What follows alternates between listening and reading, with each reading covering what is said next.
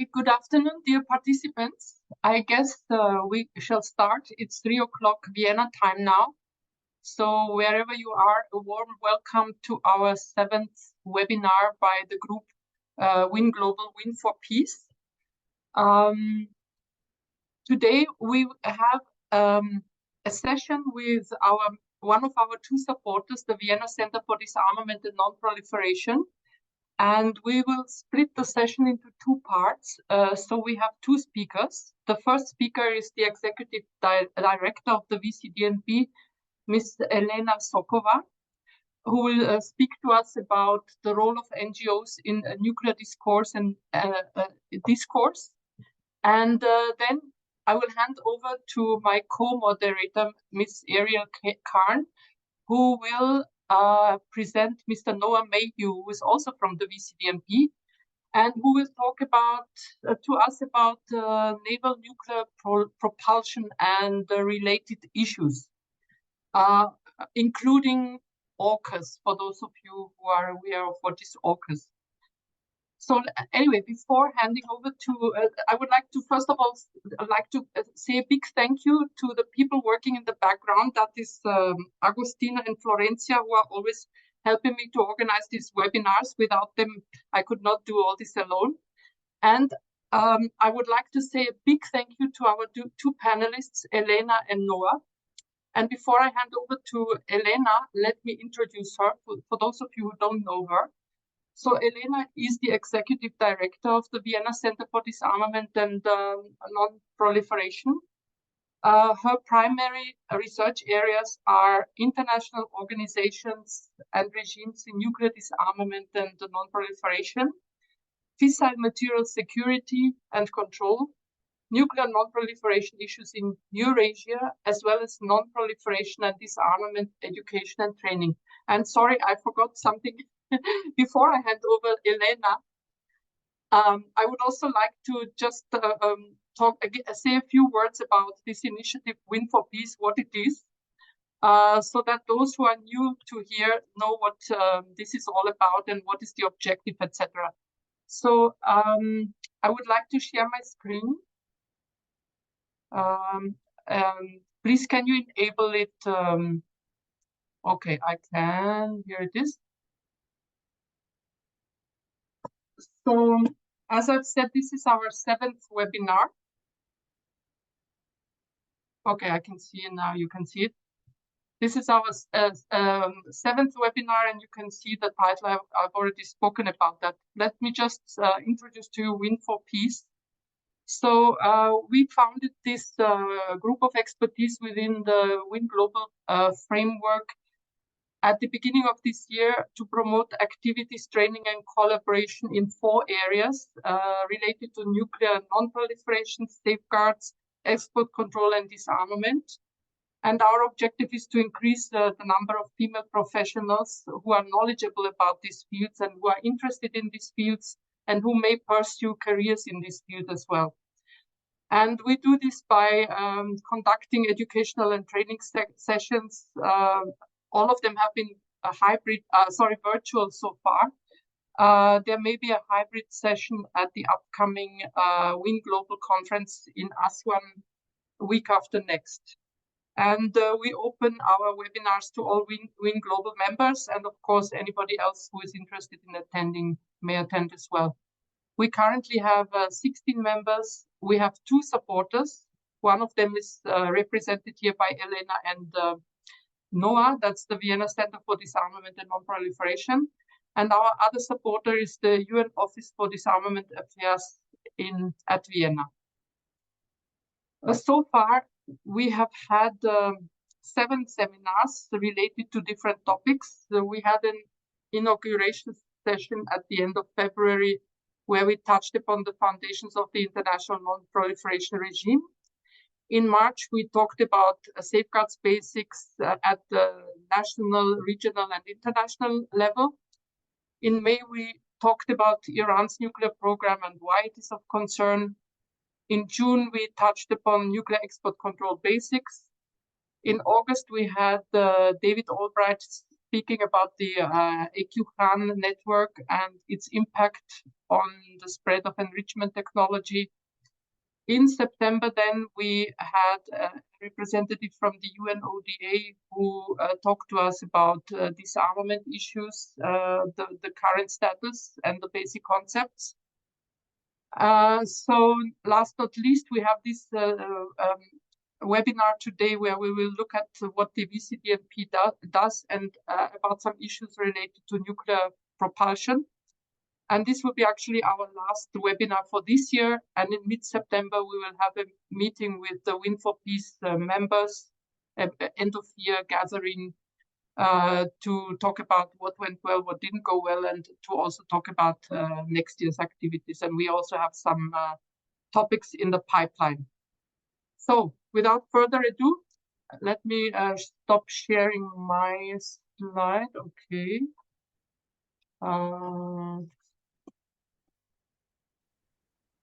Okay, I think I've stopped sharing, right? So Elena, please, may I hand over to you? Can you, do you have, I think for just a second, but you're still sharing. Okay.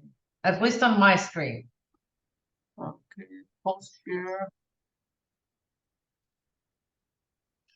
Stop share. Okay, here it is. Sorry, here you go. Great. Well, first of all, thank you so much for the invitation, Ever. And it's my pleasure to speak about the role of the VCDNP and the non-governmental organizations in shaping nuclear governance discussions, so to speak.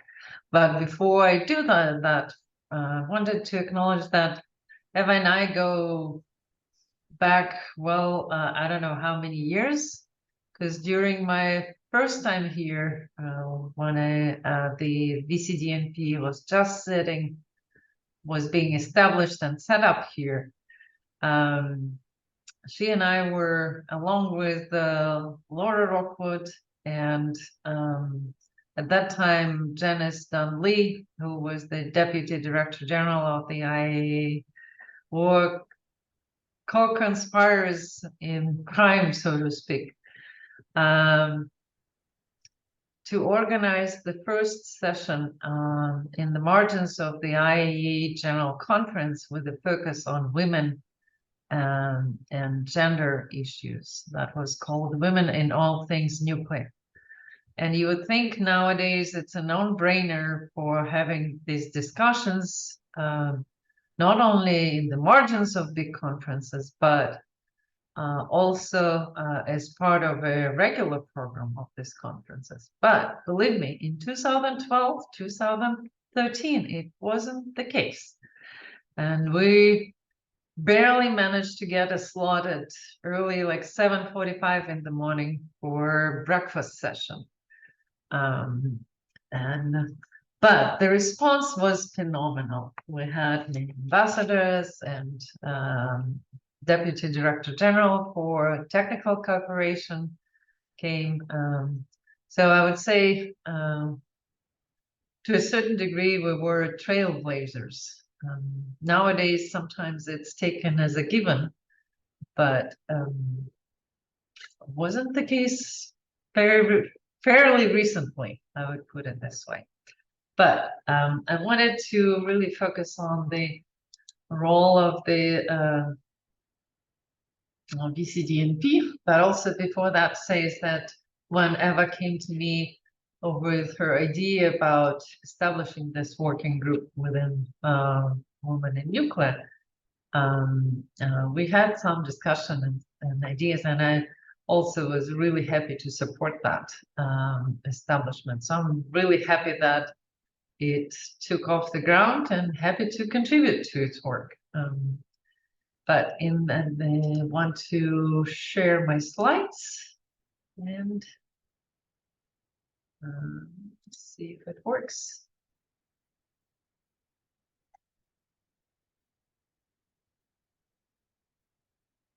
Can you see it? Can anybody tell whether you can see my slide? It works. You may wish to go Works? You may wish to go full screen, Yelena. Yeah. Yes. Okay. And hit we see the presentation notes. So if you hit display settings on the top left, you should be able to switch the two views. Yeah, exactly there. So swap presenter view and slideshow. Okay. Perfect. Okay. So you see without the notes, even though I don't have the notes. Oh well, so you've already heard that I'm the executive director of the Vienna Center for Disarmament and Non-Proliferation, and in discussion about the role of non-governmental organizations in both shaping the discussions and providing recommendations for either governments, for international organizations, broader international community. I think VCDNP is just one of the examples, and given that we have a variety of activities, I thought I would just give you a quick overview of the center, of what we do, and maybe use these examples on illustrating points about what non-governmental organizations broadly could do in our field. Well, the center itself goes back to the initiative of the Austrian government in 2010 during the NPT, the Non-Proliferation Treaty Review Conference meeting. The Austrian government proposed to establish a non-governmental organization, a think tank in Austria, as one of the UN hubs with specific focus on disarmament and non-proliferation issues. Through an international tender, the James Martin Center for Non-Proliferation Studies in Monterey, where I worked at that moment, was chosen to run this center. And the center, VCDNP, opened its doors in 2011. The picture here is from the formal opening ceremony. Some of you who have been in Vienna for a long time can recognize the former Director General of the IAEA, Mano, the former head of the CTBTO, Tibor Toth, and at that time, Austrian Foreign Minister Spindelegger, and so forth. But moving on, the center was established as a non-governmental organization. Nowadays, we even have a status of a quasi-international organization. That is more of a recognition of our work, close work with national governments and international organizations in Vienna. And I would be more than happy to elaborate on that as we go.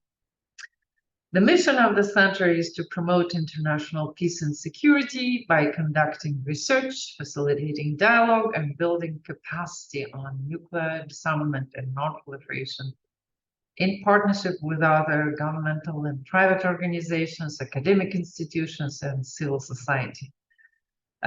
So you probably have noticed from that is emphasis on nuclear side of things, because we do focus primarily on nuclear issues at the center.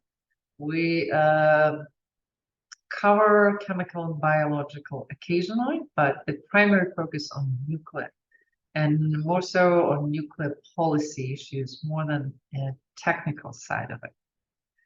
And you probably noticed from that is research, dialogue, and capacity building. So these are three primary areas of our work.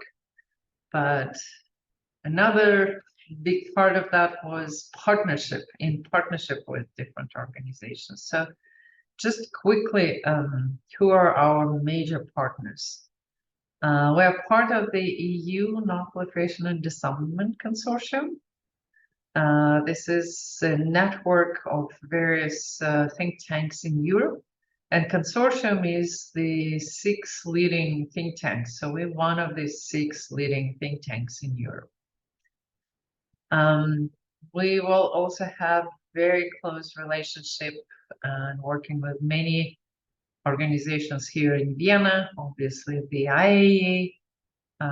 Last January, we signed practical arrangements with the agency, which covers all major departments of the agency, from safeguards, nuclear safety and security, nuclear energy, and nuclear applications.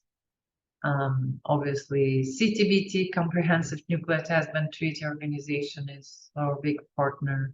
OSCE, United Nations Office for Disarmament Affairs, both the New York branch and the Vienna branch. We often cooperate with governments. Many of our events are co-organized with either permanent missions here in Vienna or with the international organizations. And I'd be happy to talk more about various partnership arrangements that we have. But as any think tank, and as I mentioned, we have this kind of three distinct areas: research, dialogue, and publication and capacity building. First about research a little bit. As I mentioned, we broadly focus on nuclear issues and policy issues, or intersection between policy and science, some technical issues. And we cover like a whole spectrum of issues, now nuclear governance issues. Obviously, non-proliferation and safeguards, disarmament, arms control and strategic stability issues, security of nuclear materials and facilities, international treaties and regimes, and I should have added to it is peaceful uses of nuclear science and technology. But I'm glad I here chose the two covers from some of our publications. We have basically two types of publications, mostly reports, which are much larger, more kind of in-depth research papers with various recommendations. And one of them is recommendations of a task force that we convened to look at the peaceful uses of nuclear science and technology and its relation to the NPT, to the Non-Proliferation Treaty, and our recommendations are either geared towards the IAEA or the member states or industry. So those of you who are interested, all of our publications are on our website. And the other type of publication that we introduced recently is Governing the Atom Brief series. These are publications with more succinct information, which is primarily geared at as an explainer for diplomats and policymakers about some either processes or treaties or organizations or some sub-issues that come up. And Noah will be speaking later about AUKUS and the Naval Propulsion. And actually, that was the first issue brief, if I recall correctly, where we just went what it is, what's its relationship with how it's governed, what's relationship with the NPT, with how these issues are looked within the IAEA and its statute and safeguards agreements. Anyway, so all of our reports and publications are on our website. A big part of what we do is also capacity building. And from the literally from the very beginning of our existence, we realized that for many diplomats who are then sent to Vienna to negotiate and work various resolutions, work with the IAEA, and with each other, particularly from small countries and countries from global size. It's very difficult to jump into this sometimes quite technical information, even though we're discussing policy issues, but that involves understanding like why are we fighting over an enrichment level or restrictions on enrichment and reprocessing. To compensate for that, we offered courses for diplomats and other practitioners involved in decision-making on nuclear non-proliferation and disarmament. That's kind of a basics then. What are the key treaties, regimes within it, how they function, what are the issues? And these have been very successful. We just finished our 26th course for diplomats, and I'm very proud that almost half of the, even from the, you count from the 2011, our gender balance is, if you count all courses, 45 female and 55 male, but for the last 5 years or so, we do have gender parity, and sometimes more women in courses than men. So I'm very proud of that, but one, not gonna dwell into that. If you have questions, I'd be happy to answer them. Specialized courses we started offering more recently, including safeguards-focused courses, nuclear security, and another form to engage with the diplomatic community here is to offer kind of mini version of our regular short courses for diplomats to new ambassadors in Vienna. And they have been also extremely well received and in demand, because as you know, for diplomats, they get appointments and spend 3, 5, sometimes 6 years in one place, then move to the next. And the new ones coming may not necessarily have worked on these issues before. For the work we do in capacity building, I'm very proud to have the Vienna Center for Disarmament and Non-Proliferation to be the only non-governmental organization mentioned in the UN General Assembly resolution, with a focus on non-proliferation and disarmament education and capacity building. So the UN General Assembly expresses its appreciation for the work of the IAEA, OPCW, CTBTO, and blah, blah, blah, and BCDMP. So that's really an honor to be listed along these big players in the field. And the other side of our work is really focused on being that convener and facilitator of dialogue. As a non-governmental organization, we have the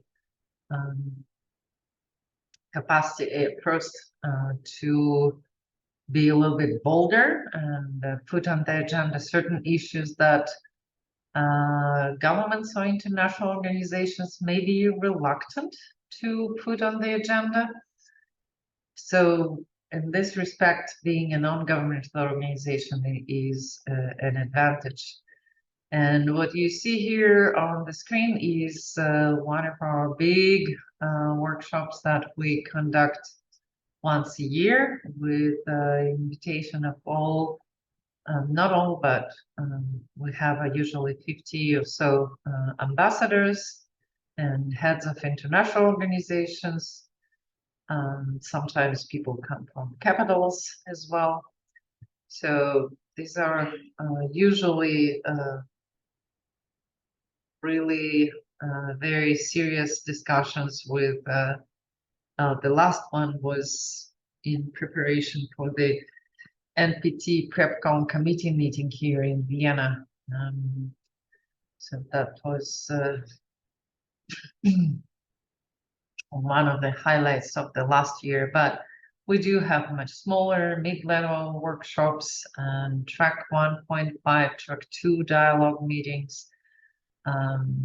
Sometimes non-governmental organizations also have a privilege to flag new issues, bring different parties to the table, or discuss preliminary recommendations, seek input from governments, from international organizations. So that's another side, big side of what we do.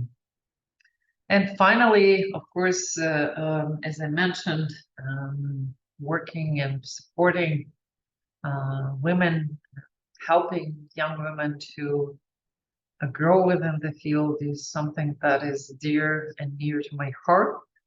And in 2001,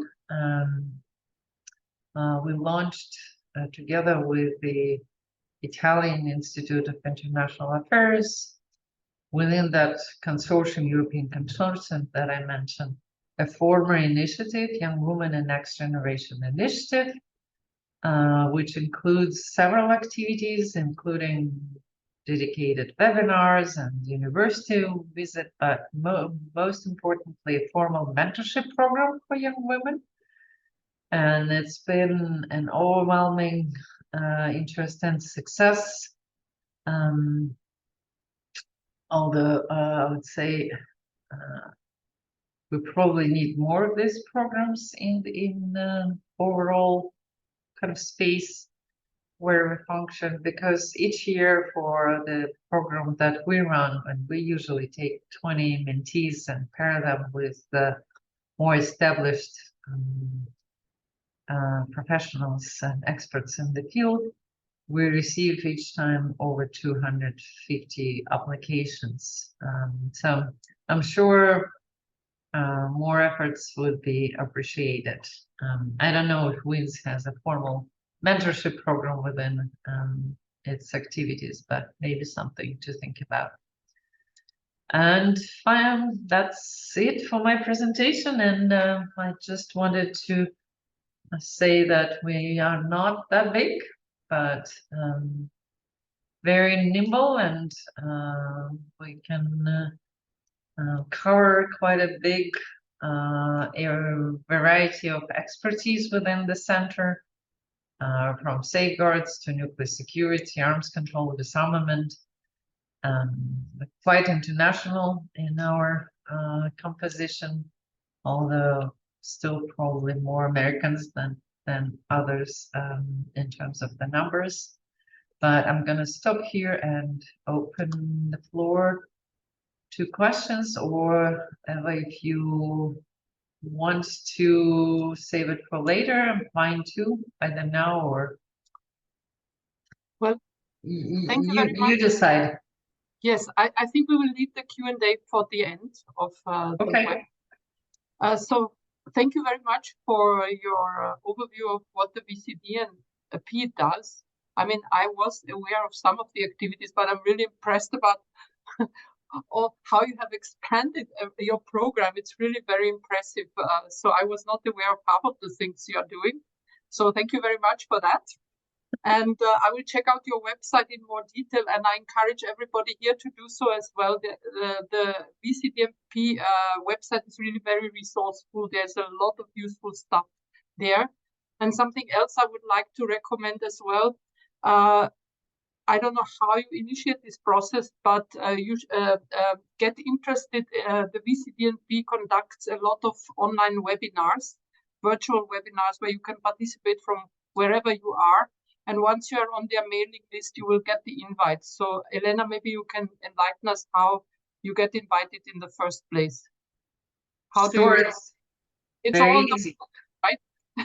On our website. Go on our website and sign up for that. There is actually one very interesting coming next week, on November 9th, which will focus on the second meeting of member states of the Treaty on the Prohibition of Nuclear Weapons.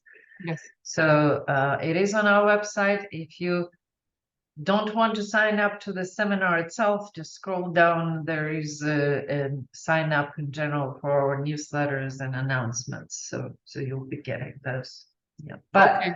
please do sign up, because we do indeed have a number of interesting webinars.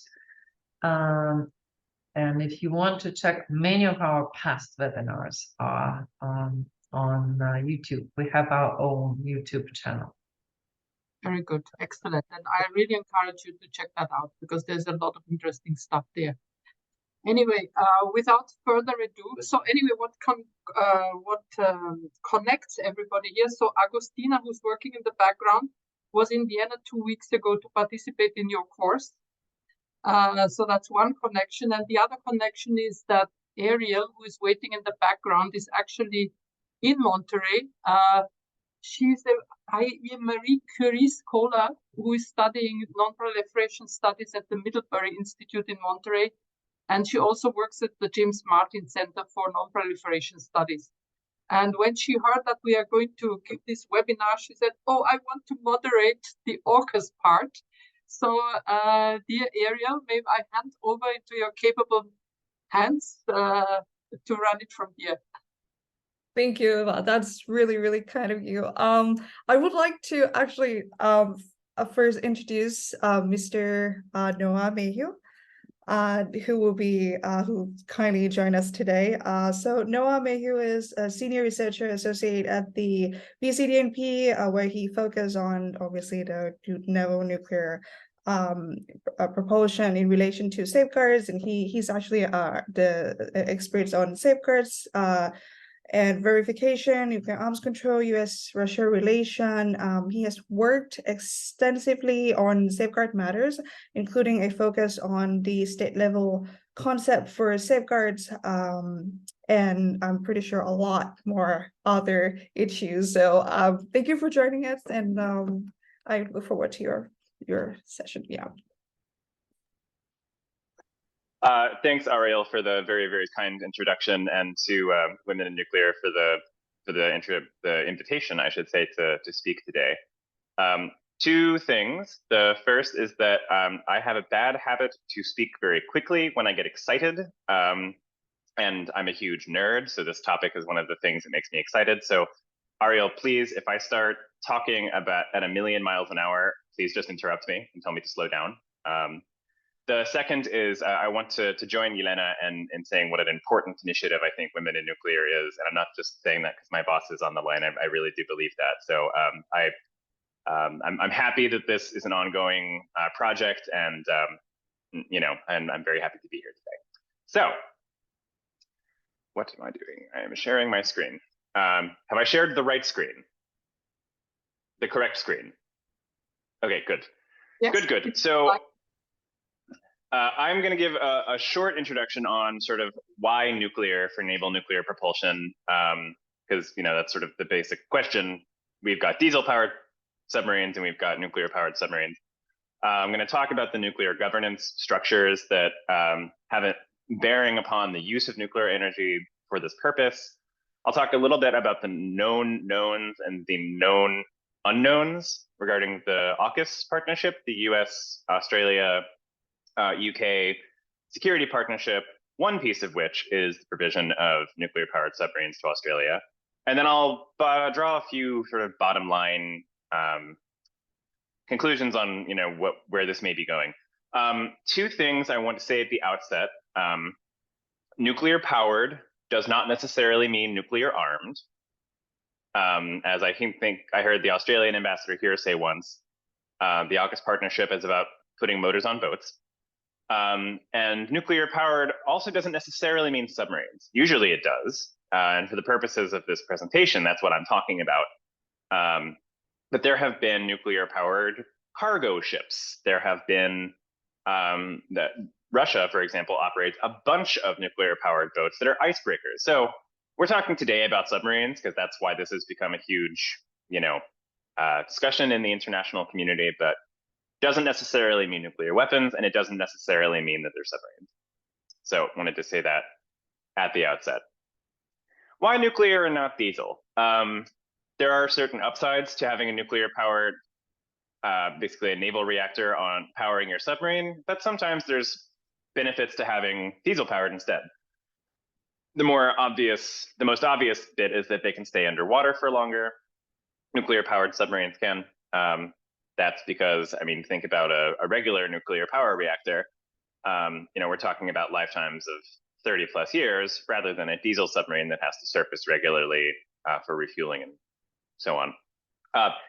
There's a reactor powering these boats, so they're faster in principle. Diesel powered submarines, relatively slower. And again, along that same line, nuclear powered submarines can go further without surfacing, can go further without being detected than diesel powered submarines can go, again, just as a function of fuel's going to run out. Obviously, nuclear power is not a simple thing. It is a big discussion in Vienna as to how more countries can get access to nuclear power for peaceful purposes, for example. It's a high technological barrier to entry, and it just costs more money. So those are some benefits of diesel-powered submarines. On the other hand, they're easier to obtain. If you're a non-nuclear, so to say, if you don't already have access to that technology, their diesel-powered submarines are easier to buy. And another thing that comes up a lot that I've now removed from this presentation, thanks to a discussion with one of my colleagues, people talk about diesel-powered submarines as though they're quieter. And you'll hear people say that as a selling point for diesel power rather than nuclear power. That's not necessarily true, it turns out. I'm not a scientist, but basically it depends on how deep the submarine in the water can go. And it depends in terms of what's harder to detect. And it also depends on the design of the submarine. So one can't actually say as a blanket statement, diesel-powered submarines are quieter, but sometimes they are. So that's sort of the pluses and the minuses. And then, there's another sort of, this is just a personal perception of mine. There's another a perceived benefit of nuclear-powered submarines, and that's just because it's cool. And I know that sounds silly, but nuclear decision-making is not always made purely on the basis of what, a cost-benefit analysis. It's a prestigious thing, right, to have a nuclear-powered submarine program. And sometimes that's what drives decision-making for countries. It's cool. The very brief history of nuclear-powered submarines. The nuclear weapon states were the first ones to do it. That's no mistake. They were the first countries that had access to this technology, nuclear in general. What you see on the screen is the USS Nautilus, which was the very first nuclear-powered submarine to be destroyed. Obviously American, as you can tell by its name. It is still in a museum in the US. If you want to go see it, I think you can get in it. So those countries, China, France, Russia, US, and UK, have nuclear-powered submarines. The Canadians looked into doing this in the 1980s, but as I'll explain in a minute, due partially to some of the legal procedures, it basically got too hard and they stopped. It got too difficult legally in terms of how the transfer of their submarine fuel was going to happen. And it also, more to the point, a lot of it comes down to money, right? It got too expensive and they just decided, okay, this is not worth this. We're not doing this. Brazil has had a nuclear-powered submarine program since the 1980s. Again, as I'll get into in a moment, basically how fast progress on that program changes depending on who's in charge in Brasilia. If the government in Brasilia is very, very excited about this, things go faster. And if they don't care so much, then support from the government kind of dries up and it slows down for a while. And again, this is complicated technology. You can't just snap your fingers and have a nuclear-powered submarine program. India is an interesting case. They have a nuclear-powered submarine program, and they've kind of had one since the 80s. That is a longer tail for the purposes of this discussion, but basically they wanted nuclear-powered submarine. They approached the Soviet Union to lease them. the Soviet Union says they would not let the Indians into any of the reactor compartment areas. The Indians did not like that. The lease for the first ones only lasted a few years. And there's talk now of another lease for nuclear-powered submarines. But bottom line, the Indians now have the technology, and there is some speculation as to how it is that happened. And then, of course, the sort of most interesting case of all, at least for me right now, is the AUKUS partnership. So in September of 2021, how does it, that long ago? Yeah, no, it was. The AUKUS partners announced an 18-month consultation period. Sorry, I just had to do the math in my head. Announced an 18-month consultation period to identify the optimal pathway for the provision of nuclear-powered submarines to Australia. This is happened at a time when I didn't know very much about nuclear-powered submarines, but it kind of, I wouldn't say it's become an all-consuming discussion in Vienna, but it's definitely talked about quite a lot. The end of that 18-month consultation period was March of this year, and no one was particularly surprised to learn that they decided that, yes, they were going to move forward as they continue to figure out some of the legal and technical modalities for doing so in a way that, as they have said, sets the highest non-proliferation standard possible. One of the reasons this has caused such a kerfuffle among some countries is assuming that this, in fact, reaches its conclusion, the program, Australia will be the first non-nuclear weapon states to have this technology. Now, when I say non-nuclear weapon state, I don't mean, what I mean is non-nuclear weapon states as defined under the Non-Proliferation Treaty. But also the only country that doesn't have nuclear weapons, if I'm not mistaken, to have achieved the technology. So implications for nuclear governance. 3 points that are broadly speaking, and I'll talk about each of them in a little bit more depth. Opponents to the AUKUS partnership and about naval nuclear propulsion in general have said in the past that naval nuclear propulsion in a non-nuclear weapon state is against the IAEA's statute, its founding document that goes all the way back to 1957. They have said that it is against the Treaty on the Non-Proliferation of Nuclear Weapons, the NPT. And they've said it's against INFCIRC 153. Now, INFCIRC 153 is the document upon which the IAEA, the International Atomic Energy Agency, bases the safeguards agreements that non-nuclear weapon states are obliged to conclude. So I will say there's a little bit of this that's going to be a little in the weeds, so stick with me. The IAEA statute. The article in the statute that talks about the agency's right to administer safeguards is this one. It is the one that everyone always cites when they're saying that the statute does not permit naval nuclear propulsion. Let me chop it up because it's a really dense article. There are 3 cases. This is the same article. I've just separated the 3 cases to talk about the agency's right to establish and administer safeguards. The first is the one that people are really talking about when they cite the statute, and that is nuclear material that is provided by the agency should not be used in any way as to further any military purpose. Nuclear material provided by the agency or under the agency's supervision.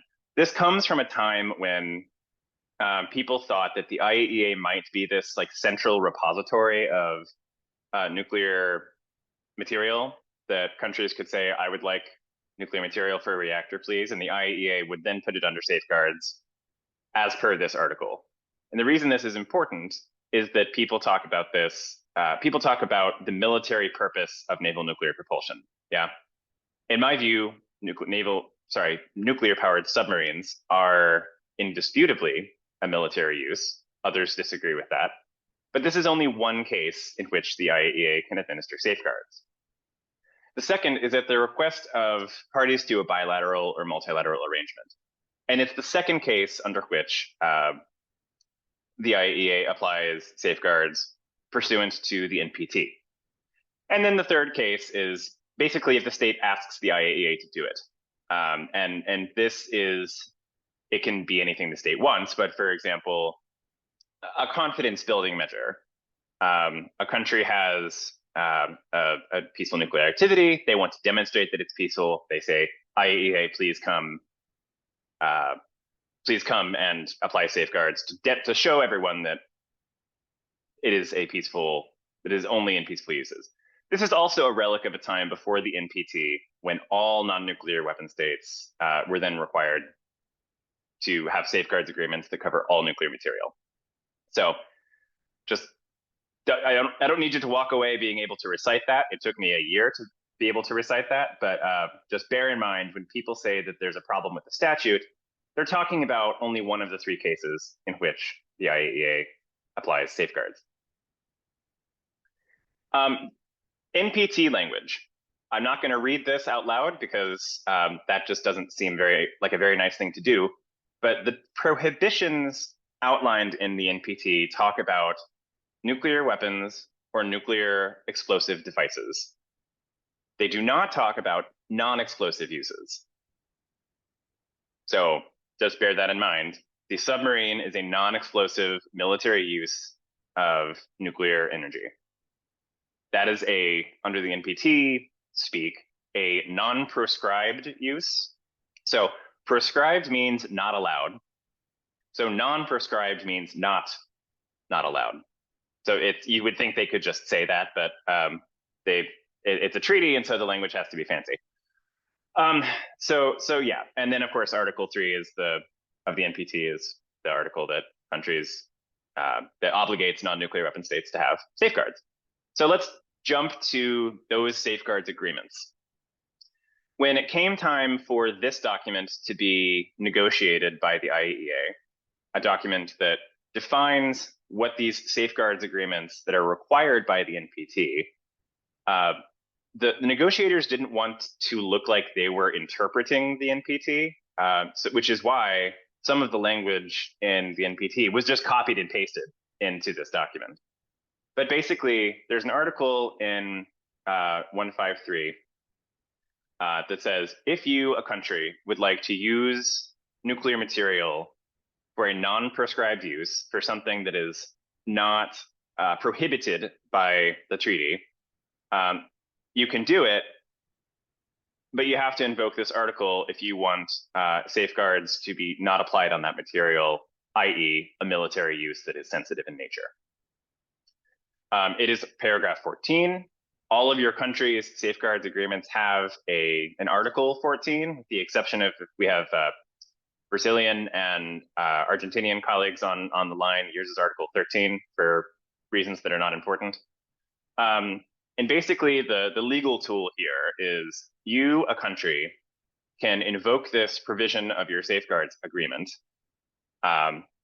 If you do that, safeguards will not be applied on the material in question, the material inside of the submarine, for as long as it is in this non-proscribed use. But you have to conclude an arrangement with the IAEA that provides sufficient assurance to the IAEA that the material is not going to be used to make nuclear weapons or nuclear explosive devices, right? It is in the safeguards agreement that it's in this non-application of safeguards only takes place while the material is in that activity. So to say, the fabrication of the fuel doesn't count. The enrichment of the fuel doesn't count. Reprocessing of the spent fuel once it comes out of the submarine also does not count. So, and they had this discussion. You can go back and look at the negotiating records. They had this discussion pretty explicitly so that it was clear that basically IAEA does this check before it goes into the submarine. It's in the submarine, and the IAEA does the check when it comes back out of the submarine. Now, we don't know what that looks like. Oh, and of course, the IAEA has to be kept informed of the quantity and the composition of the material, of course. Now, we don't know what that looks like in practice because this has never been done before. like I said, the countries that currently have this capability all have nuclear weapons. These are not countries in which the IAEA is allowed to put safeguards on all the nuclear material in the country. Like I said, Canada thought about doing this, about having a nuclear-powered submarine program. This is one of the things that they decided this was going to be a touch of a headache to define how it is that this could be done. And by the time they thought they were moving forward on that, they realized it was also too expensive.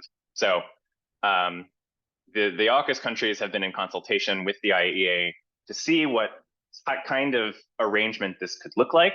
But of course, we, the public, are not in this conversation. So known knowns and known unknowns. Some of the questions I had at first were answered. The way that the AUKUS countries have decided that they're moving forward with their program is a phased approach. Basically, Australia does not have a whole lot of capacity when it comes to what it would take to run a nuclear-powered submarine program.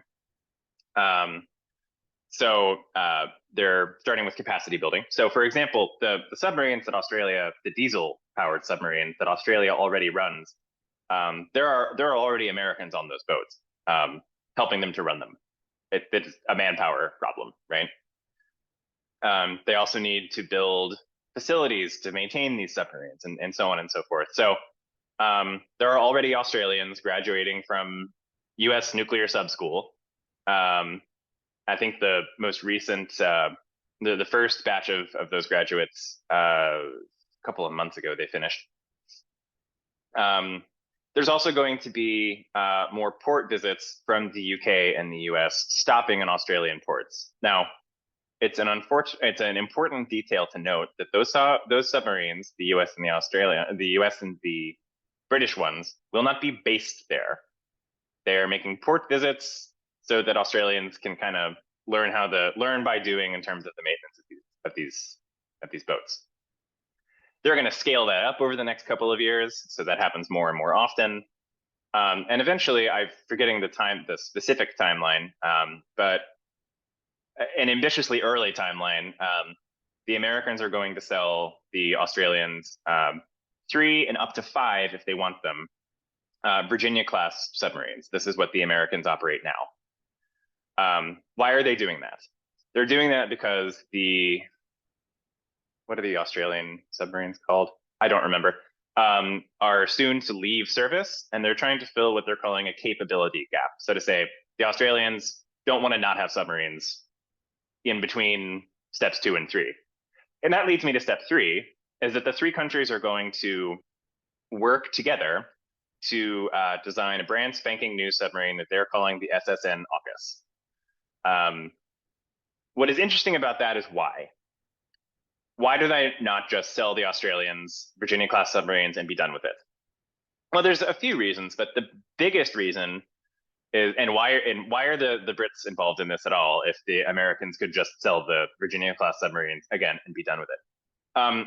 It's because they want each other's technology. The sort of brain of the submarine, it's called a combat system. It's basically everything of the submarine that helps you drive the submarine.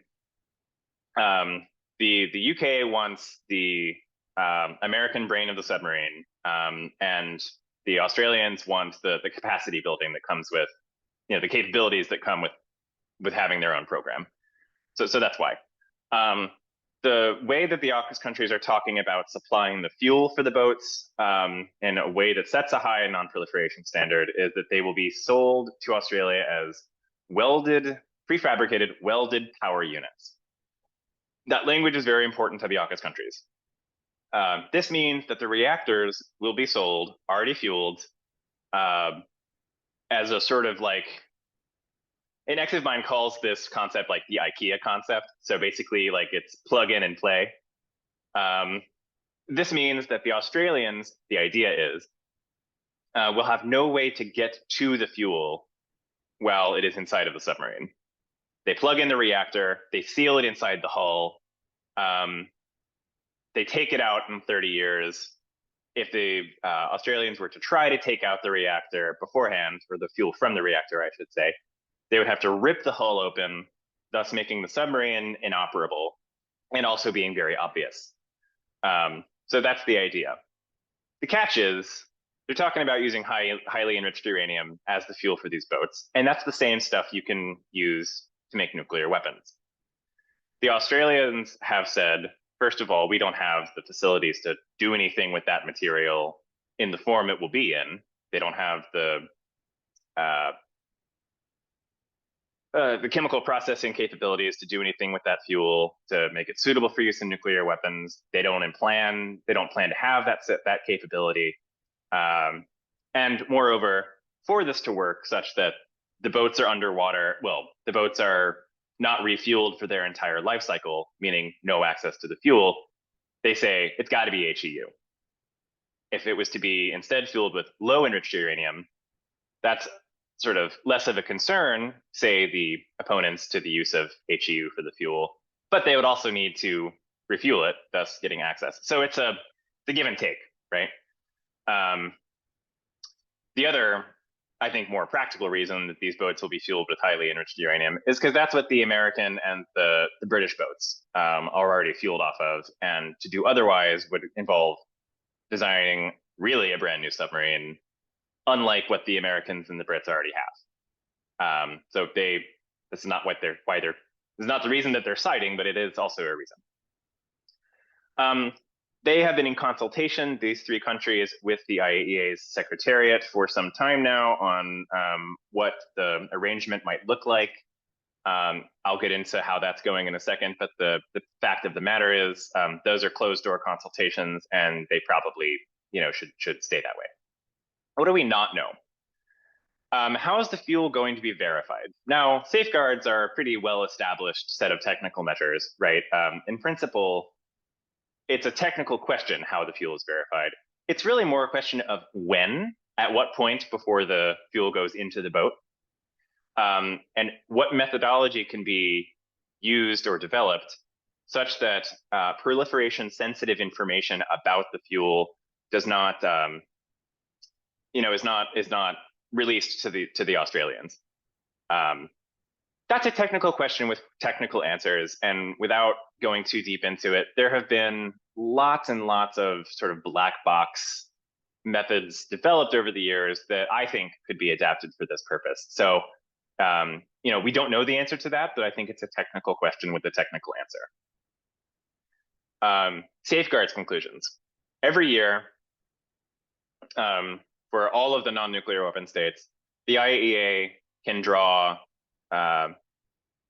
two conclusions about safeguards for the country: that there was no diversion of declared nuclear material, the stuff that the country had reported to the IAEA, and there's been no indications of undeclared nuclear material activities, meaning that the state is in fact told the IAEA about all the things it was supposed to under the terms of its safeguards agreement. This is referred to correctness and completeness a lot. In cases where the IAEA can draw both of those conclusions, and there are no other inconsistencies or stuff the IAEA needs to follow up on, the IAEA can draw what is called the broader conclusion. And the wording of the conclusion is that all nuclear material remained in peaceful activities. Well, as I've mentioned, I can't think of any credible way to say that a submarine with missiles on it, non-nuclear missiles, but still, is a peaceful activity. But as Laura Rockwood, who is known pretty universally as the queen of safeguards, has pointed out more than once, there's nothing magical about that formulation. The IAEA may have to draw a differently worded conclusion or no broader conclusion at all. Again, we don't know. The next thing that is a known unknown is the meaning of appropriate action. When the AUKUS countries said, we're going to move forward with this program, they said, we would like the arrangement that we come to with the IAEA to be submitted to the IAEA's Board of Governors for appropriate action. Now, we don't know what that means. Does the Board of Governors approve the arrangement? Should they approve the arrangement? Well, the funny bit about this is, I think that the board should have to approve the arrangement. They're going to have to vote on it, but I think that that's a good precedent to set. But interestingly, the negotiators of where are we? Of that document considered a version of paragraph 14 that would require board approval, and they took it out. And the reason they took it out is because they didn't want countries to be able to basically try to veto a non-prohibited use because they didn't like the use. Well, as we see, that's exactly what opponents to AUKUS are trying to do. And then what sort of precedent will it set? People have said since the beginning of this discussion, if this was, Iran trying to do this, we would be having a very different conversation. And I think that's true. But the important part is that whatever precedent this sets, it should be equally satisfying no matter which country is pursuing the program, because this is a right the countries have under their safeguards agreements, and it's not going anywhere. So, yeah, there's been fearsome debate about this topic in Vienna since the initial announcement. I believe this document on your screens has been made public. If you just Google Naval Nuclear Propulsion Australia IAEA, this will pop up. There's not a whole lot of particularly profound information there. China and like-minded countries are the primary voices of opposition to this moving forward, the AUKUS partnership moving forward. Their messaging has changed quite a bit since the early days. There were, very early accusations that this was simply illegal for non-nuclear weapon states. They're not saying that anymore. The arguments have become that naval nuclear propulsion is against the object and spirit of the NPT, which you can make that assertion if you want. That's their position. There has been repeated briefings by the Director General where he has said, this is under the legal framework. Naval nuclear propulsion is allowed. We just have to figure out the arrangement. There have been some opposition to that by some countries. And then the IAEA's Board of Governors meetings, which happen 5 times a year, have become very, very chaotic. I won't get into the nitty gritty, but not anymore anyway. Sorry that I did that to you. But it often comes up, AUKUS, under the agenda item on safeguards, an agenda item that has separately been tabled on AUKUS, and under any other business. So this is taking a lot of oxygen in Vienna. And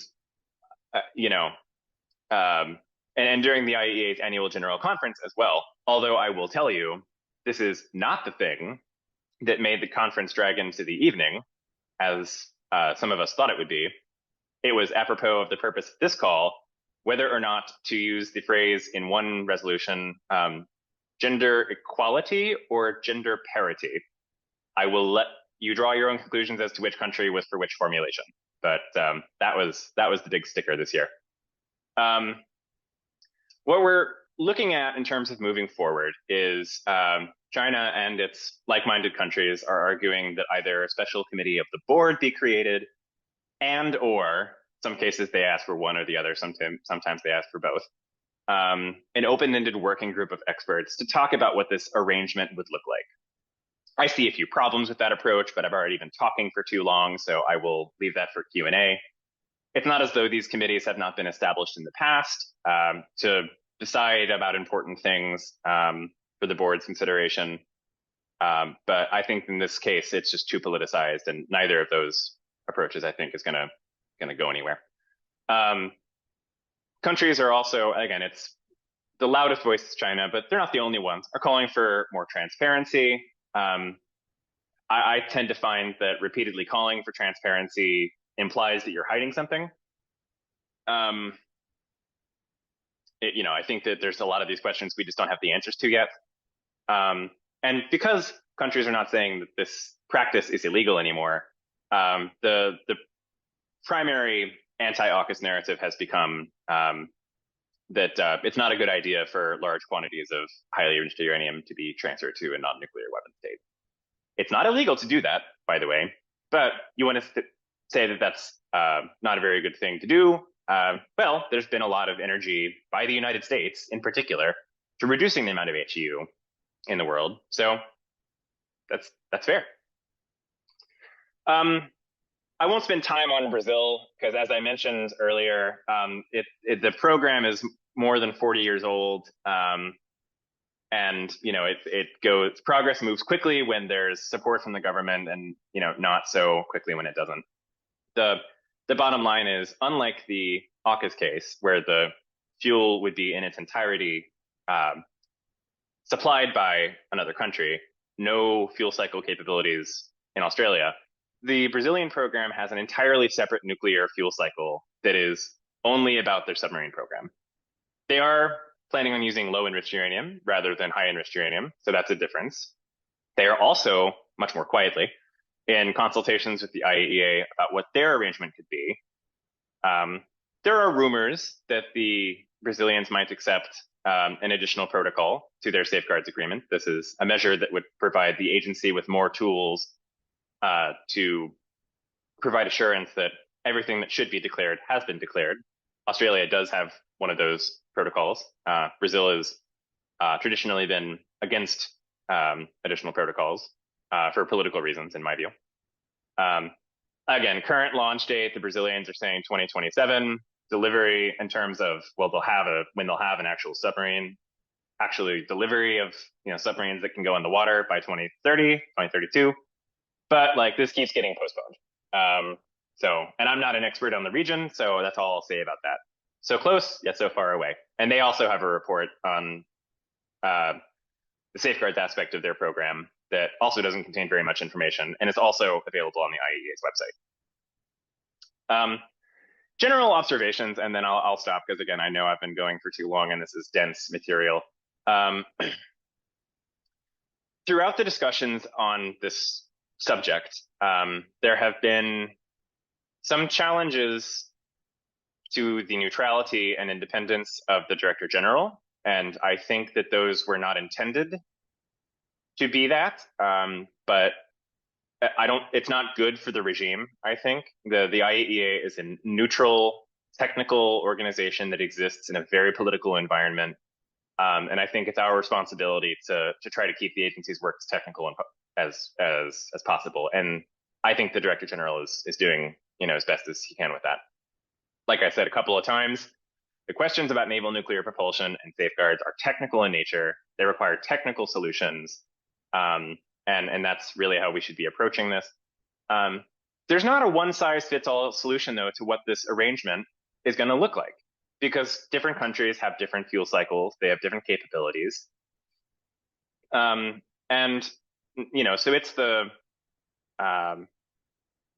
it's not as simple as coming up with a formula for what this arrangement could look like, unfortunately. That said, if you change the name on the document, country X has these fuel cycle capabilities and does or does not have these legal arrangements in place and so on, long as all that's true, you should be able to change the names and still be happy. Ultimately, and this is what I'll close on, the reason that this is such a hot topic is that this is a geopolitics issue. China does not want these submarines in their backyard, and they can dislike that all they want. But it's important to note that this has to do with deterrence, it has to do with force posturing, this has to do with geopolitics. This is, or shouldn't be, a safeguards issue. Oh, and by the way, this is the truly last point. This could all still end up not happening. At this point, I think that the AUKUS countries are dug in enough that they really want to make this happen. And, the Americans and the Brits have plenty of experience with naval nuclear propulsion.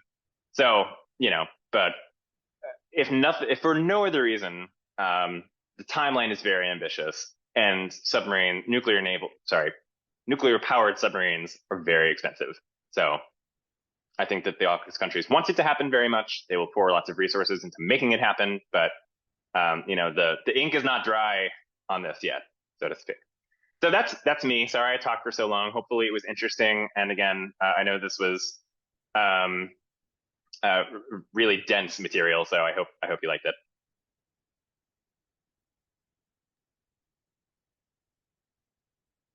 That is amazing. I'm so happy. I'm not sure is it like because I'm also like a fellow nerd. But I'm just really, really like I really enjoy your presentation. Thank you so much. Let's get to the question from the participants. We have a couple. So let's go through the first one. We have one from Matthias Tapia. If I mispronounce your name, I apologize. So they're asking regarding the AUKUS project. I want to ask about the main concerns that the project is receiving from other countries. I know you have addressed some of the countries outside of China, but maybe you have any additional comments on that?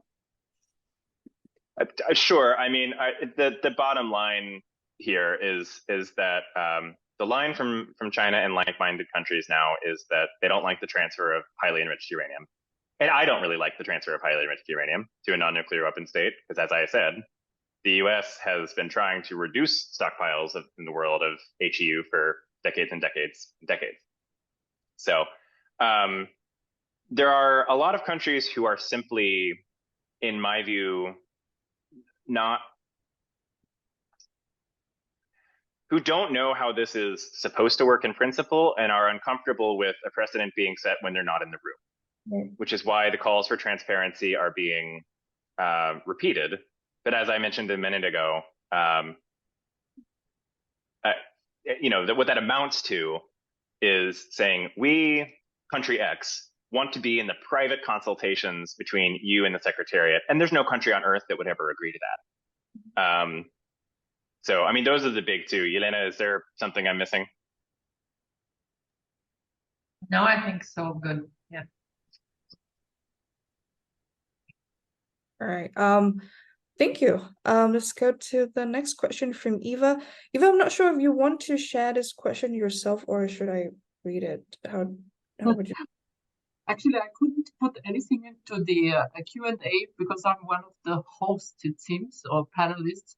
So I put them in the chat, and I have a few questions because it's my understanding that the US doesn't have enough stockpile of HEU and would actually need to produce additional HEU in order to accommodate the needs of the AUKUS programs. So, as you also said, this would be against the idea of eliminating stockpiles of HEU. And I think the US stopped producing HEU in the 1990s. So this is one of the concerns I have. The second one, okay, let's do it one by one.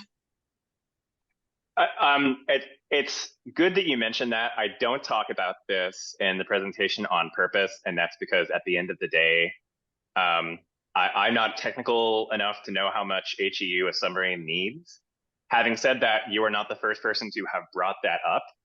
It's my gut feeling, and Yelena knows, much more about fissile material disposition than I do. So obviously, she should chime in. But I think if they want to do it, they'll find it.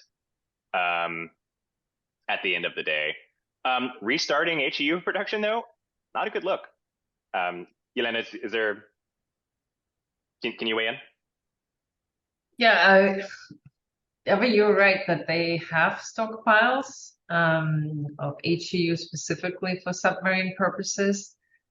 I believe from the times when the US and Russia were still discussing additional steps of eliminating HEU from nuclear weapons, from dismantled nuclear weapons. The US put aside an additional, I can't remember, 20 metric tons or something of HEU. But it's unclear whether it's the quality that is needed for the naval propulsion for submarine fuel. But I would say I would agree with Noah. If the US decides that it needs to restart the production, they will. And the same for your question number 4 about 1, 2, 3 agreement between US and Australia, that I assume it currently excludes military uses and transfer of HEU.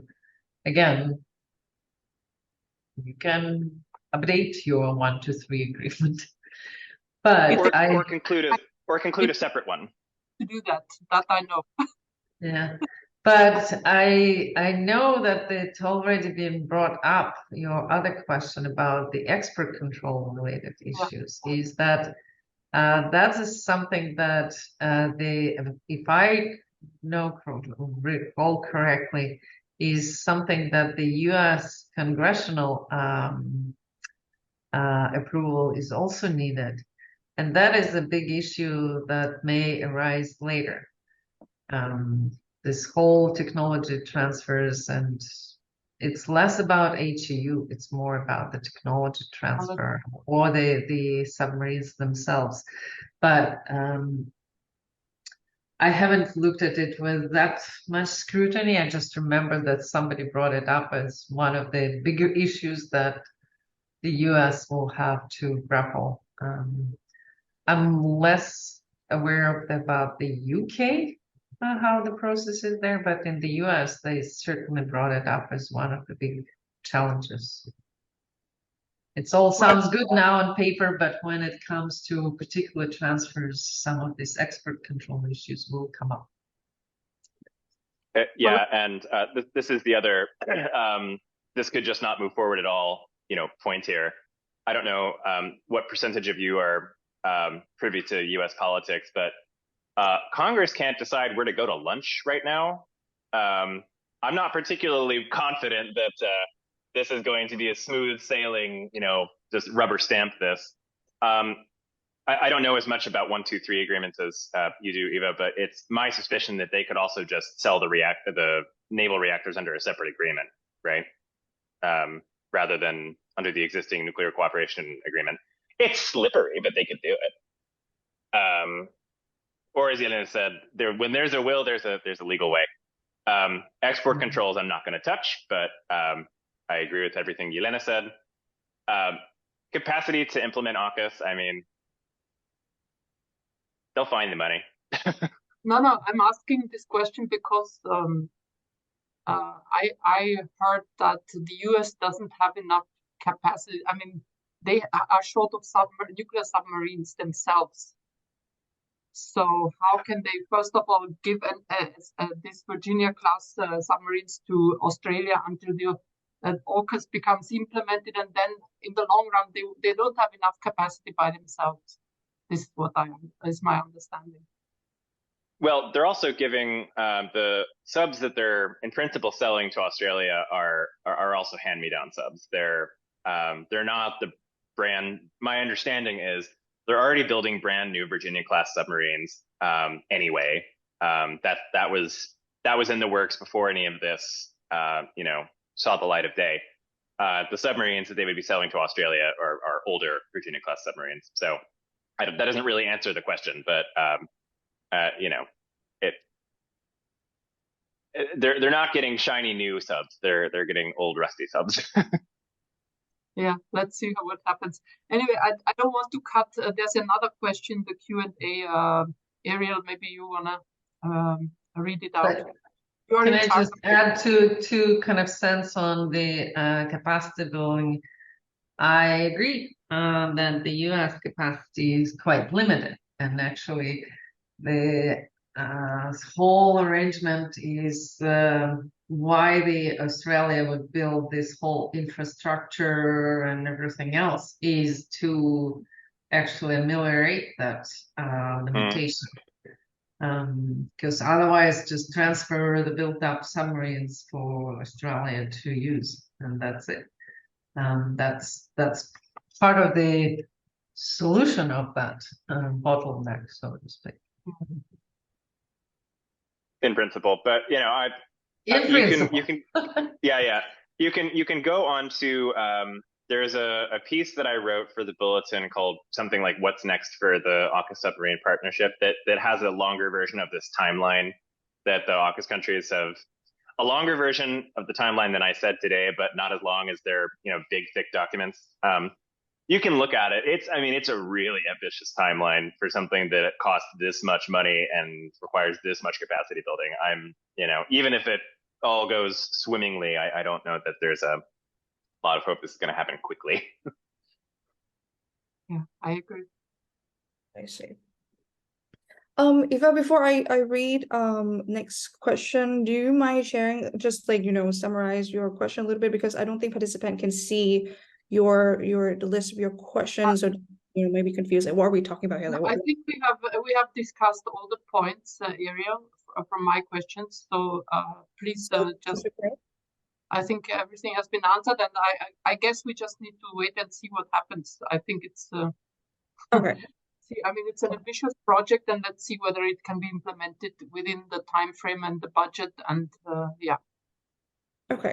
Okay, sure. So the next question is from Mariano Guenteros. I'm sorry, I don't. Okay. So they ask if the decision of approving the procedures related to AUKUS will be in charge of the Board of Governors.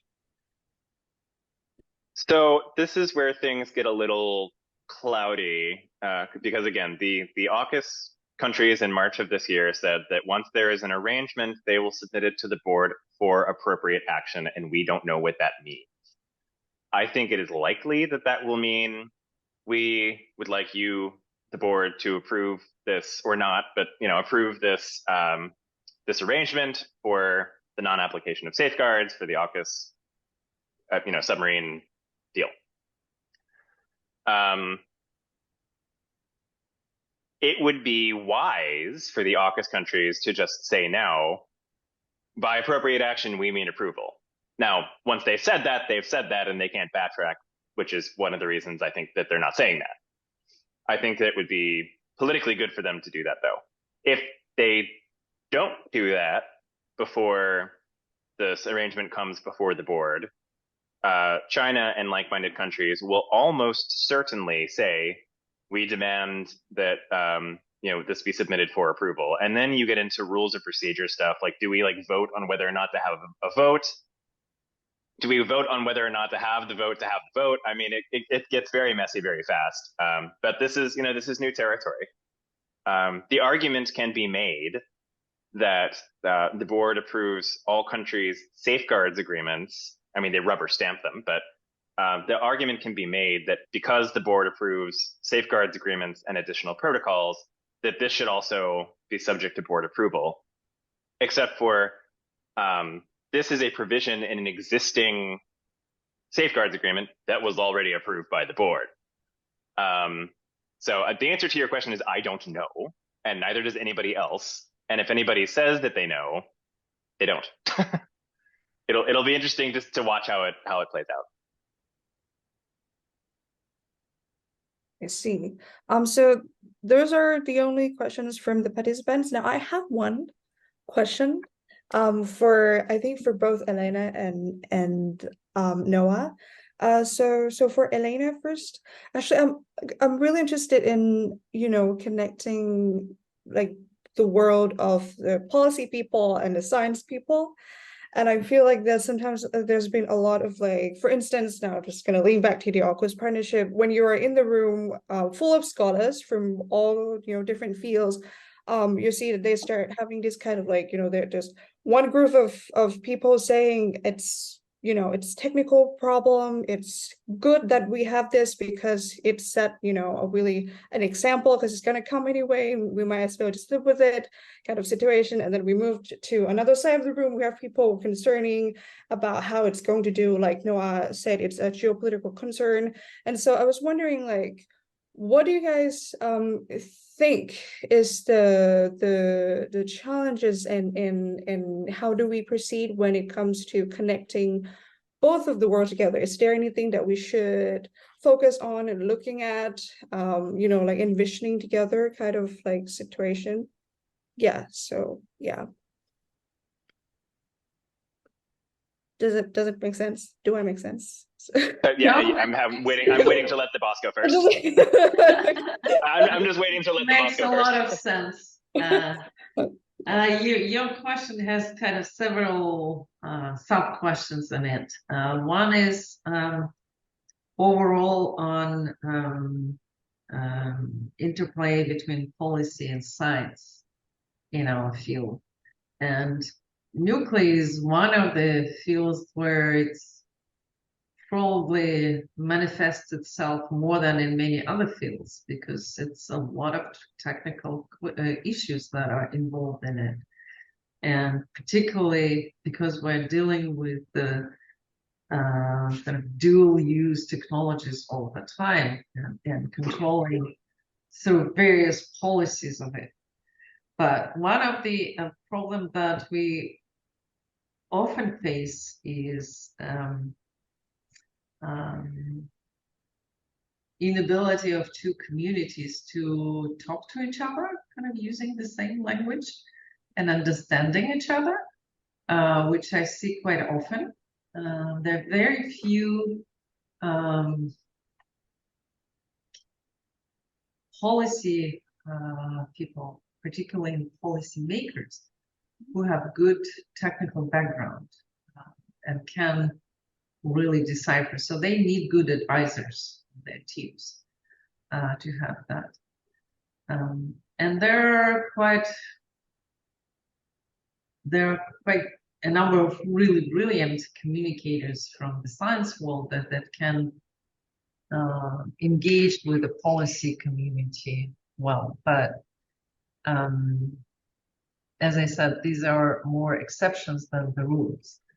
But we do need to have more engagement and discussions where we have both communities that we learn both how to communicate and also look at the issues from all these different angles. Having said that, I think that in the policy world, so to speak, that use of terminology, this is the technical issue, or we're a technical organization and things like that, quite often used or misused in pursuing whatever goals you have in your policy issues. And one thing is to talk about the IAEA as a secretariat.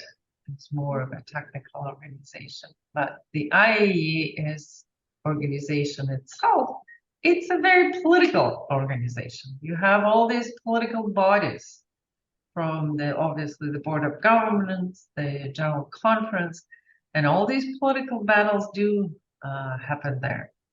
So one of the reasons why, as I mentioned, some of the courses we offer and for diplomats, for the policymakers, is precisely for that reason, so that they can navigate what's behind the technical talk, or the issues, and that can help them to plow through that, and also maybe help their governments to change their position.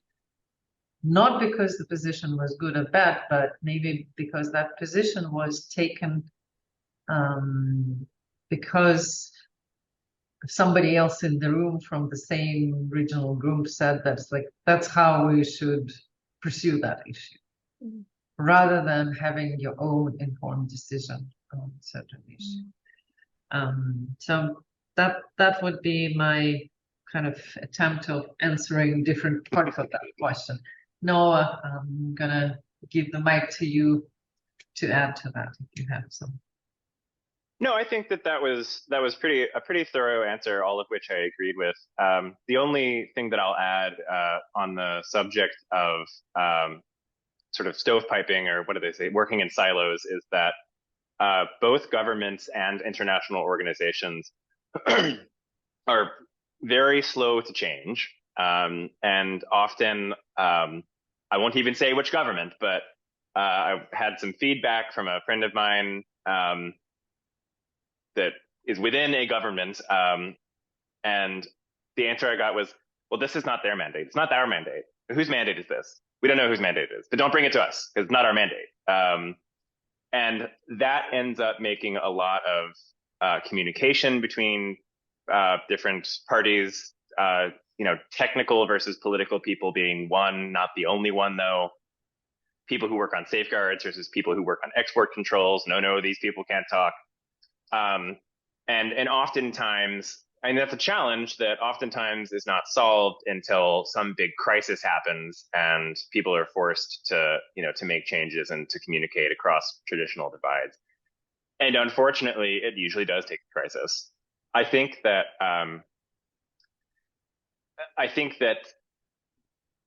some governments and the IAEA are trying to get better about that, but it just requires a culture of change that's really difficult to grow.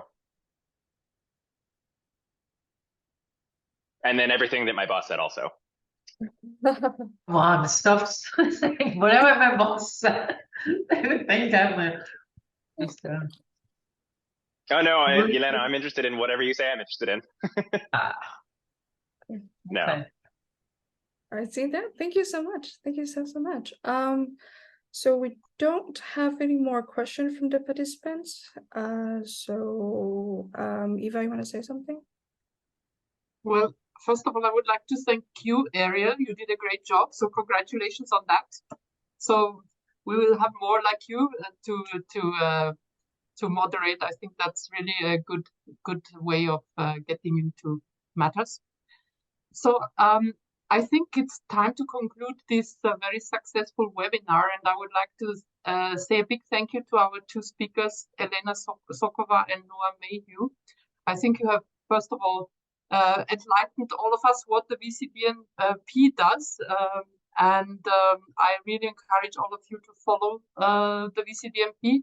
And Noah, of course, the AUKUS is one of the big issues under discussion, and thanks a lot for highlighting the main questions related to this topic. And as you have said, let's see how things develop. I think right now we cannot really say where it's going and whether it's going to fly at all, because there do seem to be some issues involved. Anyway, so I also would like to thank Elena and the VCDMP for supporting us to be one of our two main supporters, and that is really very much appreciated. And I'm looking forward to more activities in 2024 and beyond.